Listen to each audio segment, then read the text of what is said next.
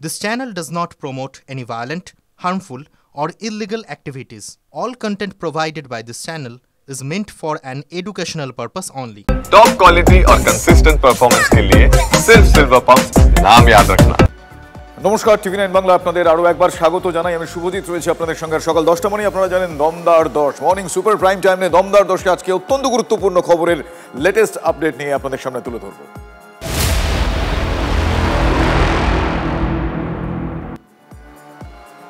আর শুরুতেই আসছি নবান্ন অভিযানের খবরে, কারণ আপনারা জানেন ইতিমধ্যে নিষেধাজ্ঞা উপেক্ষা করে নবান্ন অভিযানে অনড় রয়েছে সংগ্রামী যৌথ মঞ্চ।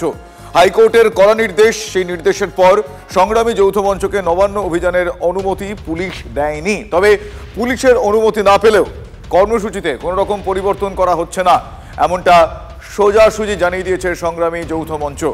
আমার দুজন সহকর্মী এই মুহূর্তে আমার সঙ্গে রয়েছেন সরাসরি। কাজীপাড়া থেকে আমার সহকর্মী রয়েছেন সুমন এবং হাওড়া স্টেশন চত্বর থেকে আমার সহকর্মী রয়েছেন এই মুহূর্তে আমি দেখতে পাচ্ছি সুশোভন। আমি প্রথমে সুমনের কাছে যাব। সুমন, আজকে হাইকোর্টের নির্দেশকে অমান্য করেই এক প্রকার তারা তাদের দাবিতে অভিযানে কর্মসূচিতে অনড়। এখনো পর্যন্ত কি কি কর্মসূচি তাদের তরফ থেকে জানা যাচ্ছে এবং যদি বাধা আসে সেক্ষেত্রে তারা কিভাবে সামলাবেন, কি বলছেন তারা?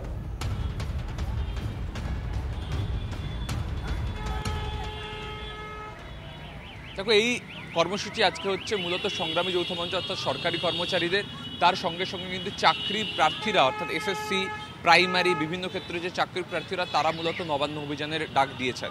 এবং তুমি জানো পুলিশ ইতিমধ্যেই কিন্তু তাদেরকে অনুমতি দেয়নি, সেজন্য যখনই তারা কোনো অভিযান শুরু করবেন, জমায়েত করবেন, সেটাকে কিন্তু অবৈধ বলে ঘোষণা করা হবে। আমি রয়েছে কাজীপাড়ায়, তুমি দেখতে পাচ্ছ পুলিশের ঊর্ধ্বতন আধিকারিকরা এখানে রয়েছেন, একেবারে আইপিএস অফিসাররা রয়েছেন। তার সঙ্গে সঙ্গে কাজীপাড়ায় কিন্তু সব ধরনের প্রস্তুতি রাখা হয়েছে, লম্বা স্টিল ব্যারিকেড থেকে শুরু করে অস্থায়ী ব্যারিকেড সব ব্যবস্থা করে রাখা হয়েছে। আমি একবার বলবো ক্যামেরা বন্ধু গৌরবকে দেখাতে যে প্রচুর অস্থায়ী ব্যারিকেড এখানে রাখা হয়েছে, প্রয়োজন পড়লে সেগুলোকে ব্যবহার করা হবে। তার সঙ্গে সঙ্গে অ্যারেস্টিং ভেহিকেল, একাধিক অ্যারেস্টিং ভেহিকেল হাওড়া সিটি পুলিশের তরফ থেকে এখানে রাখা আছে।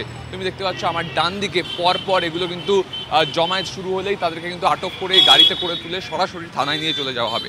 তার সাথে সাথে কিন্তু ওয়াটার ক্যানন অর্থাৎ জল কামানের ব্যবস্থাও করা আছে। আমি বলবো ছবিটা দেখাতে গৌরবকে যে জল কামান হাওড়া ওয়েস্ট বেঙ্গল পুলিশের তরফ থেকে ওয়াটার ক্যানন এনে রাখা হয়েছে। তার সঙ্গে সঙ্গে বিক্ষোভের আগুন, আমি আক্ষরিক অর্থেই বলছি, বিক্ষোভের আগুন দমাতে কিন্তু দমকল এনেও রাখা হয়েছে, অর্থাৎ ওয়াটার ক্যানন এবং দমকল একসঙ্গে এখানে কাজ করবে। তার সঙ্গে সঙ্গে তুমি দেখতে পাচ্ছ একাধিক পুলিশের গাড়ি এনে রাখা হয়েছে, যাতে যদি ন্যূনতম জমায়েত হয় 2 জন 4 জন 5 জন যদি এসে পৌঁছন তখন কিন্তু তাদেরকে সঙ্গে সঙ্গে আটক করা হবে। এই ব্যবস্থা কাজীপাড়া, ফোর্সর রোড এবং হাওড়া স্টেশন, তার সঙ্গে সঙ্গে নবান্ন সংযোগকারী সবকটা রাস্তা কিন্তু পুলিশ করেছে। এবং হাওড়া সিটি পুলিশের কমিশনারের নেতৃত্বে কিন্তু টহলদার বাহিনী ঘুরে বেড়াচ্ছে এবং কোথাও কিন্তু অবৈধ জমায়েত দেখলে বা চাকরি প্রার্থীদের দেখলে বা সরকারি কর্মচারীদের দেখলে যারা আন্দোলনে যোগ দিতে যাচ্ছেন তাদের কিন্তু তৎক্ষণাৎ আটক করা হবে। এবং তারা যদি মিছিল করে এগিয়ে যেতে চান তাহলে কিন্তু ব্যবস্থা রয়েছে জল কামানের, যেটা দিয়ে তাদেরকে বাধা দেওয়া হবে। শুভজিৎ, একেবারে সেই ছবি আমরা দেখছিলাম, আমাদের সহকর্মী দেখাচ্ছিলেন সুমন আমাকে সেই ছবি তুলে ধরছিলেন এই মুহূর্তে।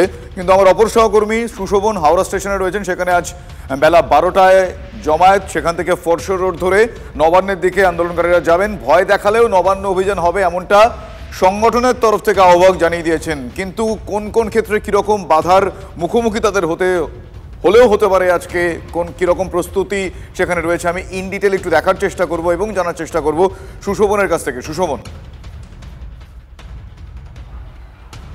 দেখো, হাওড়া স্টেশন থেকে যদি ফরসর রোডে তুমি দূরত্ব বলো পায়ে হেঁটে ঠিক 20 থেকে 25 মিনিট, কিন্তু তার মধ্যেই তোমায় দেখাবো যে হাওড়া স্টেশন গুরুত্বপূর্ণ এই কারণেই হাওড়া স্টেশনে জমায়েত হওয়ার কথা। আর এই জমায়েত করে এখান থেকে কিন্তু একটা মিছিল নবান্ন একেবারে বাসস্ট্যান্ড অবধি যাওয়ার কথা, তাদের ঘোষিত কর্মসূচি যেটা। আর এখানে কিন্তু তুমি দেখছো একাধিক পুলিশ কর্মী এবং এই যে পুলিশের সংখ্যাটা এবার একটু একটু করে কিভাবে বাড়ছে তুমি দেখো।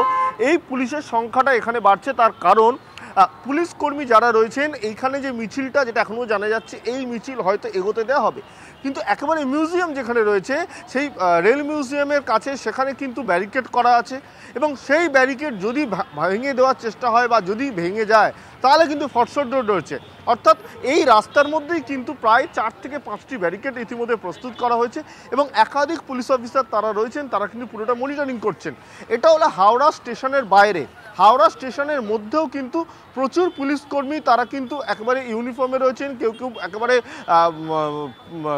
নর্মালভাবে সাধারণ মানুষের মধ্যে মিশে যাচ্ছেন, তার কারণ তারা নজরদারি চালাচ্ছেন। এবং তোমাকে দেখাবো ইতিমধ্যেই কিন্তু দেখা যাচ্ছে যে পুলিশ কমিশনার প্রবীণ ত্রিপাঠী হাওড়া সিটি পুলিশের তিনি এসছেন এবং তিনি কিন্তু পুরো যারা অফিসাররা রয়েছেন তাদের সঙ্গে কথা বলার চেষ্টা করছেন। সব মিলে যেটা গুরুত্বপূর্ণ এক্ষেত্রে পুলিশের তরফ থেকে কিন্তু আগাম বলে দেওয়া হয়েছিল যে কোনো রকম বেআইনি জমায়েত করা যাবে না এবং হাইকোর্টের যে নির্দেশ রয়েছে সেই হাইকোর্টের নির্দেশকে মানতে হবে। স্বাভাবিকভাবে কিন্তু পুলিশের তরফ থেকে এই মুহূর্তে দেখা যাচ্ছে যে একেবারে পুলিশরা নিজেদের মধ্যে যে বলা যায় যে কথা বা নিজেদের যে কর্মসূচি তারা জানেন, সেই কর্মসূচিতে তারা পরবর্তীকালে কিভাবে অ্যাকশন নেবেন বা সেই যারা আন্দোলন করতে আসবেন তাদের তরফ থেকে প্রস্তুত রয়েছেন এবং হাইকোর্টের যে নির্দেশ সেই নির্দেশ এক প্রকার অমান্য করেই আজকে আন্দোলনকারীরা তারা নবান্ন অভিযানের পথে এগোবেন, কিন্তু তাদেরকে প্রতিহত করার জন্য বন্দোবস্ত এখনো পর্যন্ত গৃহীত আছে বলে সেই ছবি দেখতে পাওয়া যাচ্ছে, আমার সহকর্মীরা দেখাচ্ছিলেন।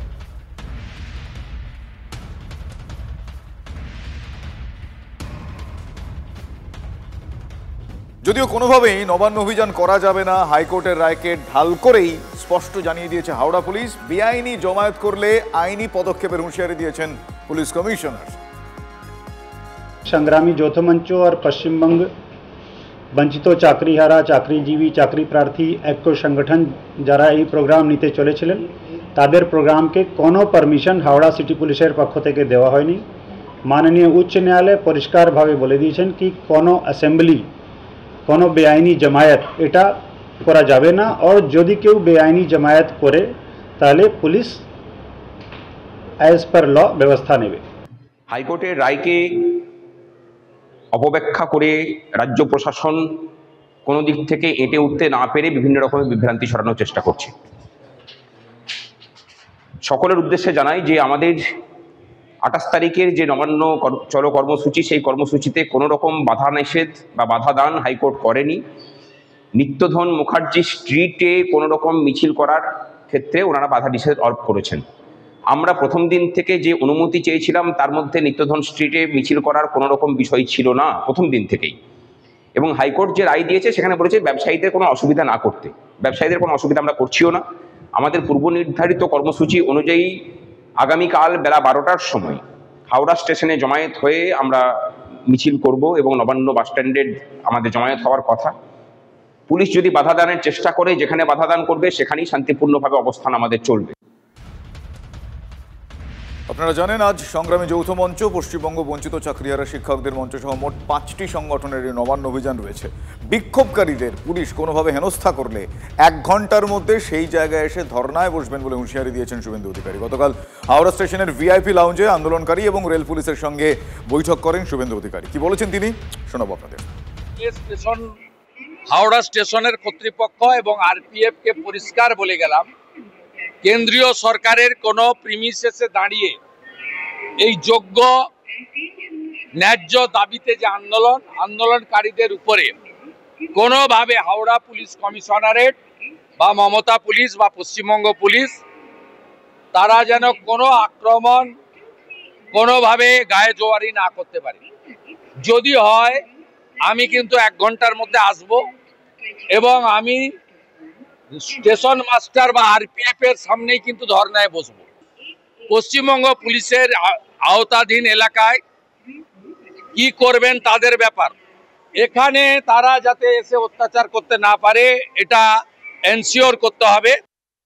তো দীর্ঘদিন ধরে কাজকর্ম না করে যদি এই সব কাজগুলো কেউ করে তো এবার আদালত যা বলছেন তারা বুঝবেন সেগুলো। বলে আপনারা বুঝতেই পারছেন আজ এই যে নবান্ন অভিযান 5টি জায়গা থেকে তারা এগোবেন এবং ইতিমধ্যেই যেই জায়গাগুলো অত্যন্ত গুরুত্বপূর্ণ সেই সংখ্যাটা বাড়তেও পারে। ফোর্টশো রোড অত্যন্ত গুরুত্বপূর্ণ একটা পয়েন্ট, সেখানে আমার সহকর্মী এই মুহূর্তে রয়েছেন সুজয়। আমি জানতে চাইবো আজকে 5টি সংগঠনের এই নবান্ন অভিযান এবং এক প্রকার আমরা জানি হাইকোর্টের নির্দেশকে অমান্য করেই সেই মতো আবার পুলিশ প্রশাসন প্রস্তুত রয়েছে তাদের প্রতিহত করার জন্য।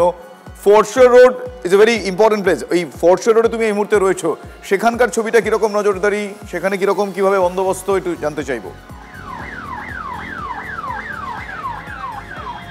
একেবারে শুভজিৎ, আমি ছবিতে দেখাবো, আমার সহকর্মী কল্যাণকে বলবো দেখানোর জন্য। আমি রয়েছি ফোর্টশো রোড, বাঁশতলা ক্রসিং যেটাকে বলা হয়, এবং এর আগে যে ততগুলি নবান্ন অভিযান হয়েছে সেই প্রত্যেকটি নবান্ন অভিযানে কিন্তু এই জায়গাটি অত্যন্ত গুরুত্বপূর্ণ হয়ে উঠেছে এবং উত্তপ্ত হয়ে উঠেছে। দেখতে পাচ্ছ গাড়ি চলাচল রইলেও এখানে এখন ইতিমধ্যেই লোহার যে ব্যারিকেড তৈরি, সেই ব্যারিকেড ইতিমধ্যেই তৈরি করা রয়েছে। দেখতে পাচ্ছ যে প্রায় 2 থেকে 3 স্তরের লোহার ব্যারিকেড, এবং এতটাই শক্তভাবে তৈরি করা যার ভিত রয়েছে সম্পূর্ণভাবে মাটিতে। এবং ইতিমধ্যেই যেটা দেখা যাচ্ছে যে এখানে র্যাফ মোতায়েন করা হয়েছে, তার পাশাপাশি কমব্যাট ফোর্স তারা রয়েছে, জল কামান নিয়ে আসা হয়েছে যাতে যদি পরিস্থিতি সেরকম উত্তপ্ত হয়ে ওঠে, যেখানে যারা আন্দোলনকারী রয়েছেন তাদের শান্ত করতে হয়, সেক্ষেত্রে জল কামান যাতে ব্যবহার করা যায় সেই ব্যবস্থা রাখা হচ্ছে। আমার সহকর্মী কল্যাণকে বলবো যদি একটু ছবিটা দেখানো সম্ভব হয়, যে দেখতে পাচ্ছ যে জল কামান প্রস্তুত করা হয়েছে, এবং এই ফোর্টশো রোড কিন্তু দুদিকে রয়েছে, অর্থাৎ দুমুখী রাস্তা। এই দুমুখী রাস্তার জন্যই কিন্তু একদিকে জলকামান, অন্যদিকে দমকল। এর আগে আমরা দেখেছি যে বিজেপির তরফ থেকে যে নবান্ন অভিযান করা হয়েছিল তখনও ঠিক এই জায়গাটিকে সম্পূর্ণভাবে লোহার ব্যারিকেড দিয়ে বন্ধ করে দেওয়া হয়েছিল। বন্ধ করে দেওয়ার পর দুমুখী রাস্তার দুদিকে জলকামান রাখা হয়েছিল যাতে ব্যারিকেড। বুঝতে পেরেছি, অর্থাৎ আজকেও আমরা এখনো পর্যন্ত যা যা ছবি দেখলাম, সুজয় তুমিও সেরকম দেখাচ্ছিলে, ফোর্টশো রোড খুব গুরুত্বপূর্ণ একটা পয়েন্ট, এবং বিভিন্নভাবে আজকে তাদের এই নবান্ন অভিযানকে প্রতিহত করার জন্য নানা রকম ভাবে পুলিশ প্রশাসন প্রস্তুত, সেই ছবিটা আপনাদের আমরা দেখালাম।